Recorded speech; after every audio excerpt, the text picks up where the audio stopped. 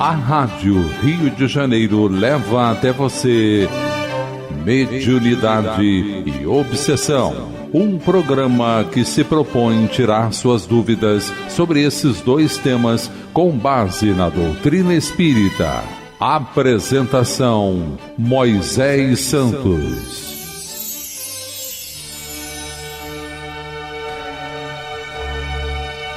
Caríssimos ouvintes da Rádio Rio de Janeiro, eu sou Moisés Santos e este é o programa Mediunidade e Obsessão.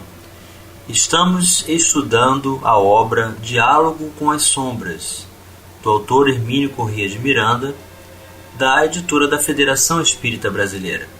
O autor está nos trazendo inúmeras experiências acerca do trato do diálogo, do envolvimento, do acolhimento, da oportunidade de descobrir a complexidade da trama que jaz dentro de cada um de nós, cuja complexidade vai estabelecer condições de prejuízo moral, de equilíbrio para a saúde mental e espiritual.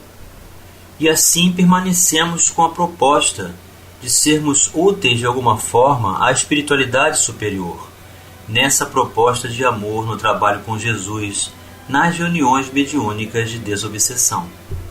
Dentre os casos apresentados, o autor trouxe a ideia da necessidade de ouvir atentamente, primeiramente, tudo que o comunicante deve apresentar, até que ele possa encontrar-se consigo mesmo, havendo a necessidade, às vezes, de mais de um dialogador, o que não tira a responsabilidade daquele que iniciou, mantendo sempre o foco de apoio naquele feixe luminoso que o grupo vai estabelecer para, de forma uníssona, homogênea, estabelecer as vibrações necessárias de apoio ao trabalho da espiritualidade superior. E Hermínio Corrêa de Miranda dá continuidade ao capítulo dizendo: fora desses casos que insistimos em qualificar de excepcionais, deve prevalecer a regra geral do silêncio e da sustentação psicológica aos médiuns e ao doutrinador. Outra norma subsidiária: os circunstantes, como componentes encarnados do grupo, vigiem bem seus pensamentos, mantenham-se atentos ao diálogo, mas não se envolvam nele, nem mesmo por palavras inarticuladas, ou seja, apenas pensadas.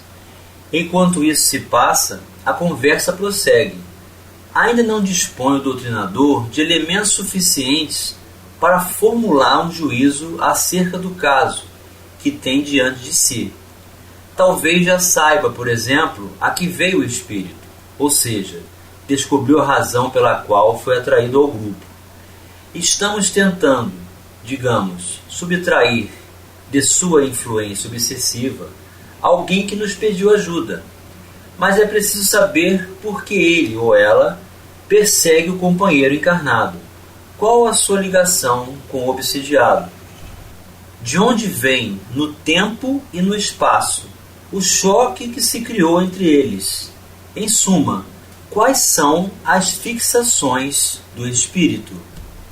Repare bem, meu caro ouvinte, a pergunta que foi elaborada pelo autor. De onde vem, no tempo e no espaço, o choque que se criou entre eles? Em suma, quais são as fixações do espírito?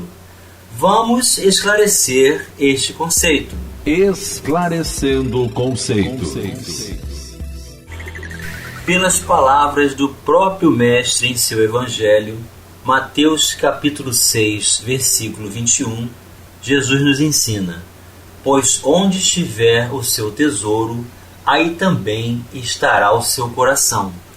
O que significa, meu caro ouvinte, que o que estabelecemos por interesse, onde depositamos o foco das nossas energias, estabelecemos então esse laço, esse vínculo, que pode ser tão mais forte quanto mais intensidade nós estabelecermos com o curso.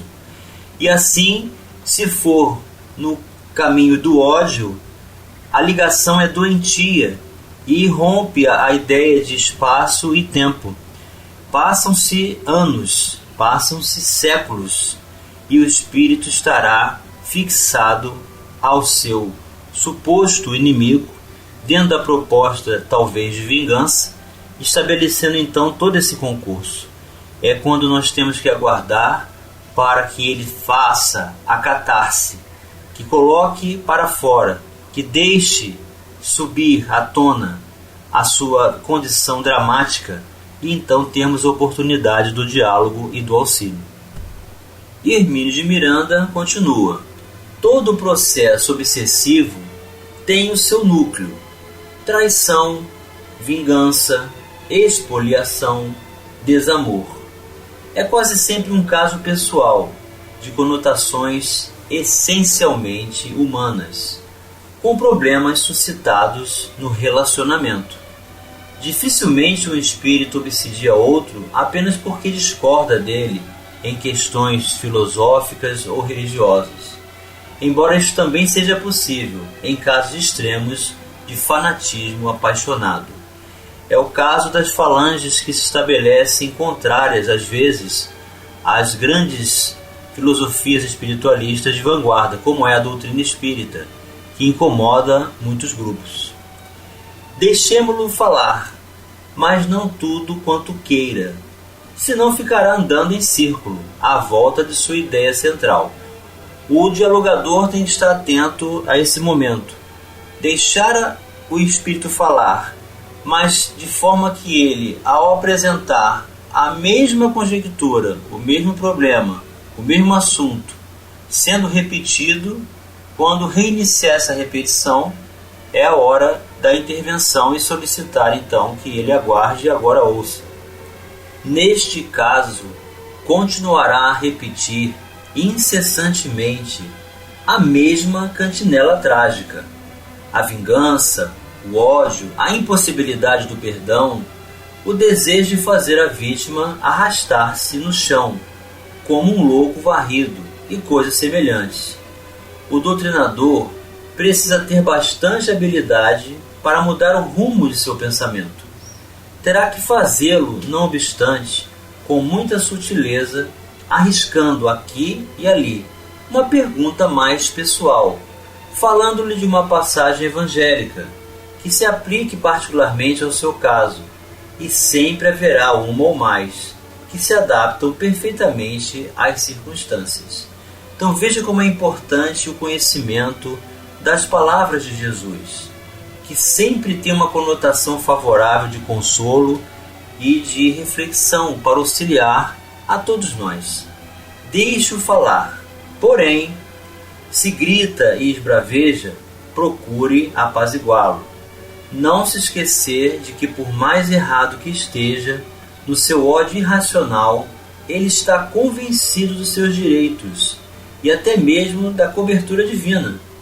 Muitos são os que invocam os dispositivos da lei maior para exercerem suas vinganças e perseguições. Além do mais, dizem: se podem fazer aquilo, é que Deus o permite. Ele não tem poderes para fazê-lo cessar tudo, porque não exerce tais poderes. Então são desafios psicológicos perturbadores de interpretação de interesse particular, do personalismo humano, que coloca seus interesses acima do equilíbrio da coletividade e da vontade de Deus. É o mau uso do livre-arbítrio e que tem consequências e, portanto, um limite. Mas a condição desarvorada do pensamento, o transtorno, a perturbação que a entidade vive, e estabelece para ele um falso direito, aguardando que alguém o impeça, até mesmo a intervenção divina. Atenção, pois, para essas ideias fixas. Por mais voltas que dê o espírito, mesmo com a intenção consciente de ocultar sua motivação, ele não conseguirá isso por muito tempo. No entanto, é preciso ajudá-lo a quebrar o terrível círculo vicioso em que se debate. Veja bem, ajudá-lo a quebrar, não quebrar, arrancá-lo à força. Ele tem que sair com seu próprio esforço. Ajudar a fazer não é o mesmo que fazer pelos outros aquilo que lhes compete realizar. Por outro lado, a fixação é às vezes tão pronunciada e tão absorvente que o espírito não tem condições sequer de ouvir o doutrinador, ou pelo menos não reage de maneira inteligível ao que este lhe diz. Isso não significa que o doutrinador deve calar-se. Continue a falar-lhe, que as palavras irão insensivelmente se depositando nele, e mesmo que ele pareça não ouvir, e isso ocorre mesmo em certos casos, seu próprio espírito sente as vibrações fraternas que sustentam as palavras, se é que o doutrinador realmente sente o que fala, ou melhor ainda, fala o que de fato sente. Então é assim, meu caro ouvinte, o transtorno é tão forte, é tão grave, que o diálogo não acontece. Parece que o comunicante não está assimilando absolutamente nada do que está sendo dito.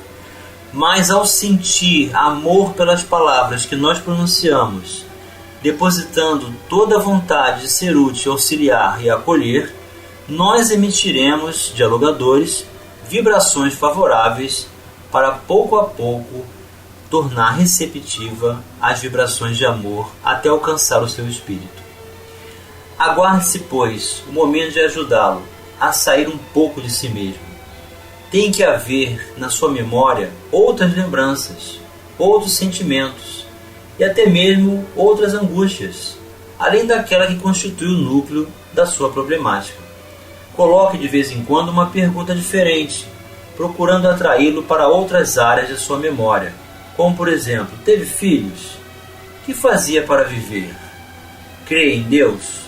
Onde viveu? Quando aconteceu o drama? Tem notícias de amigos e parentes daquela época?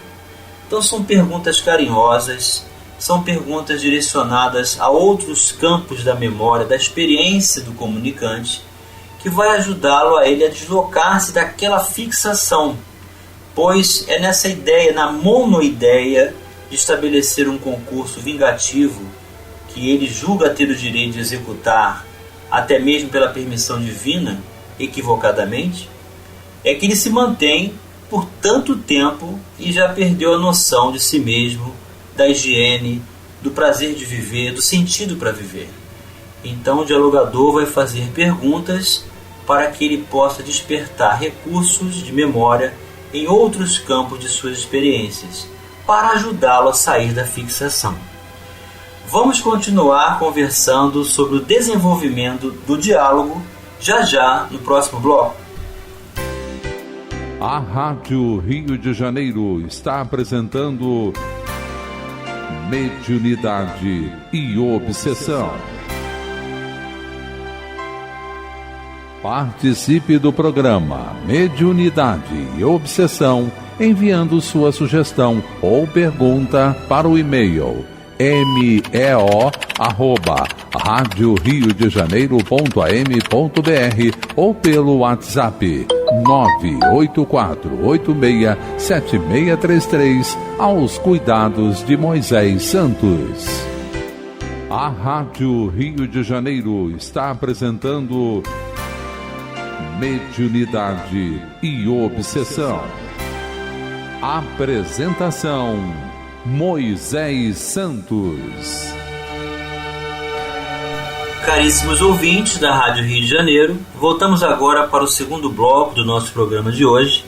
Estamos dando continuidade ao capítulo Desenvolvimento do Diálogo, as experiências do autor Hermínio Corrêa de Miranda em suas reuniões de desobsessão ou reuniões mediúnicas de desobsessão, em que estabelece o concurso de um comunicante que apresenta grave fixação e tem a proposta da vingança, do ódio, em relacionamentos íntimos desarvorados que estabeleceu enquanto encarnados e permanece no mundo espiritual atravessando esses dramas.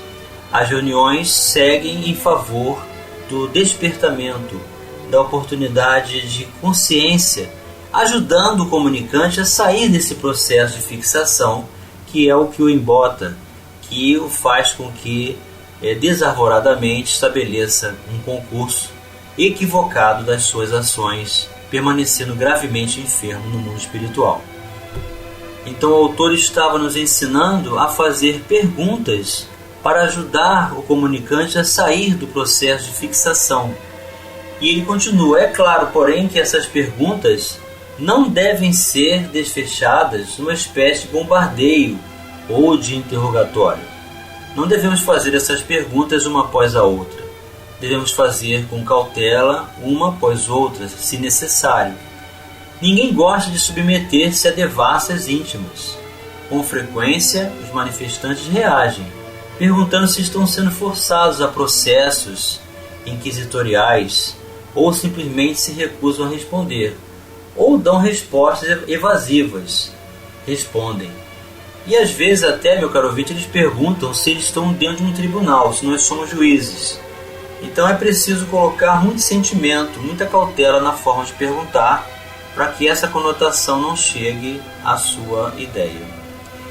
Nem sempre estarão prontos para nos ajudarem a ajudá-los, logo nos primeiros contatos.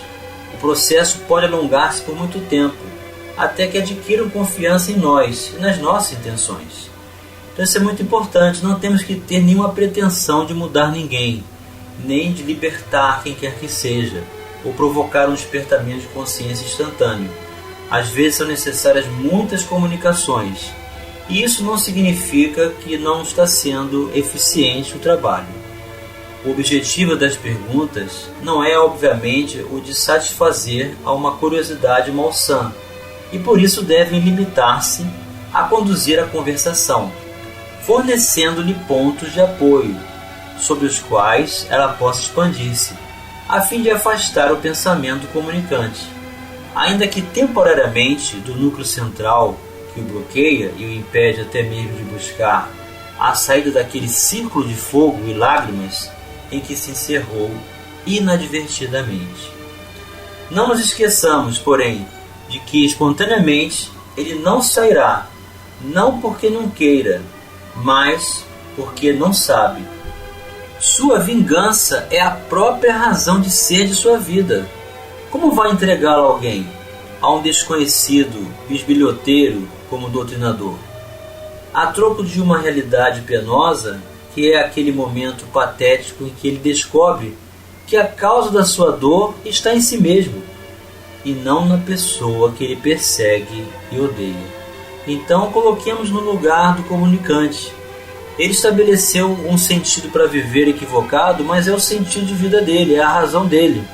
Ele se julga, então, apropriado no seu direito de exercer esse caminho. Como que ele vai deixar essa vida de uma hora para outra? Isso é demorado, isso deve ser realmente prolongado. O tratamento estabelece às vezes por várias comunicações, até que ele descubra que ele é o responsável pela sua própria dor. Além das fixações penosas, os espíritos conturbados costumam apresentar cacoetes, sob a forma de trejeitos e contrações, ou ainda mutilações e deformações perispirituais. Então, meu caro ouvinte, a partir deste parágrafo, o autor já vai entrar nessa outra proposta do capítulo, que é a apresentação desses maus hábitos, desses vínculos estabelecidos que se apresentam como recursos de trejeitos, de contrações, que têm por repercussão o próprio perispírito, às vezes em deformações. E nós temos que estar a par disso para que isso não seja uma surpresa para nós. É certo que tudo isso está ligado ao problema interior que os atormenta. Já tivemos oportunidade de observar esses pormenores aparentemente irrelevantes, de muitas maneiras e sob variadas condições. Vamos a alguns exemplos. Citei a Lures neste livro o episódio do pobre irmão que tinha um braço paralisado. Notei que durante o diálogo ele não movimentava aquele membro. Por que seria?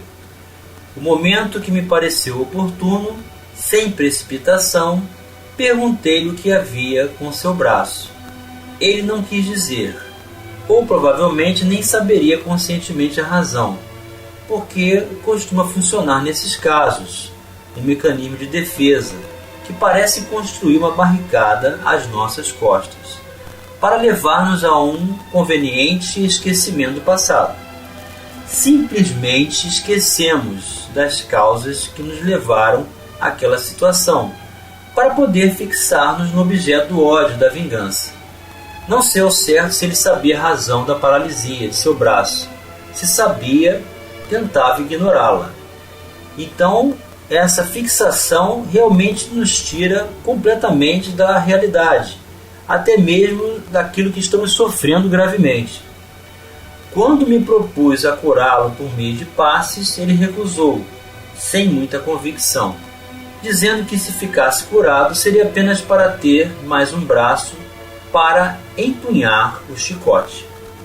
Mesmo assim, levantei-me, orei e dei-lhe passes ao longo do braço imobilizado, e vi logo que ele reagia, sentindo o impacto dos fluidos que o alcançavam. E realmente ficou bom, voltando a movimentar o braço. Só então, ao que parece, foi possível liberar o seu mecanismo de censura, e ele se lembrou da cena de um passado distante, quando sacrificou a punhal a esposa e os filhos, que ele acreditava não fossem seus, pois achava que ela o havia traído. Exposto o âmago do problema, seu drama resolveu-se. Então, não somente o diálogo, as boas vibrações dos pensamentos e corações para acolher, mas também as técnicas de passes para auxiliar na recuperação dessas deformações em favor da aquisição da lembrança e a recuperação da memória, que é o encontro consigo mesmo e, portanto, a oportunidade do auxílio. E chegou o momento, meu caro ouvinte, de você receber a mensagem ao seu coração. Mensagem ao coração. Do livro Caminho, Verdade e Vida, psicografia de Francisco Cândido Xavier, pelo Espírito Emmanuel, O Tesouro Maior, capítulo 64. Porque onde estiver o vosso tesouro, ali estará também o vosso coração. Jesus, Lucas, capítulo 12, versículo 34.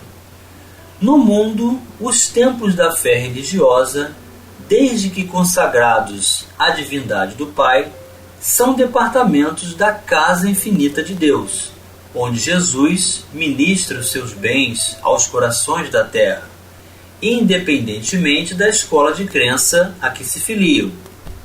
A essas subdivisões do eterno santuário comparecem os tutelados do Cristo, em seus diferentes graus de compreensão. Cada qual, instintivamente, revela ao Senhor onde coloca seu tesouro. Muitas vezes, por isso mesmo, nos recintos diversos de sua casa, Jesus recebe sem resposta as súplicas de inúmeros crentes de mentalidade infantil, contraditórias ou contraproducentes. O egoísta fala de seu tesouro exaltando as posses precárias. O avarento refere-se a mesquinhas preocupações. O gozador demonstra apetites insaciáveis. O fanático repete pedidos loucos. Cada qual apresenta seu capricho ferido, como sendo a dor maior. Cristo ouve-lhes as solicitações e espera a oportunidade de dar-lhes a conhecer o tesouro imperecível. Ouve em silêncio, porque a erva tenra pede tempo destinado ao processo evolutivo, e espera, confiante, porquanto não prescinde da colaboração dos discípulos resolutos e sinceros para a extensão do divino apostolado. No momento adequado, surgem esses ao seu influxo sublime, e a paisagem dos templos se modifica. Não são apenas crentes que comparecem para a rogativa, são trabalhadores decididos que chegam para o trabalho. Cheios de coragem, dispostos a morrer para que outros alcancem a vida, exemplificam a renúncia e o desinteresse, revelam a vontade do Pai em si próprios e, com isso, ampliam no mundo a compreensão do tesouro maior, sintetizado na conquista da luz eterna e do amor universal que já lhes enriquece o espírito engrandecido. Emmanuel para os nossos corações, meu caro ouvinte, que possamos estabelecer o concurso dos nossos tesouros na aquisição de joias imperecíveis na imortalidade da alma, quando compreendemos os ensinamentos de Jesus, e também tolerando aqueles que ainda não desejam despertar. Em silêncio vamos manter a nossa postura, a nossa convicção e segurança pessoal com Jesus em seu trabalho de amor hoje e sempre. Um grande abraço e até o próximo programa. A Rádio Rio de Janeiro apresentou Mediunidade e Obsessão.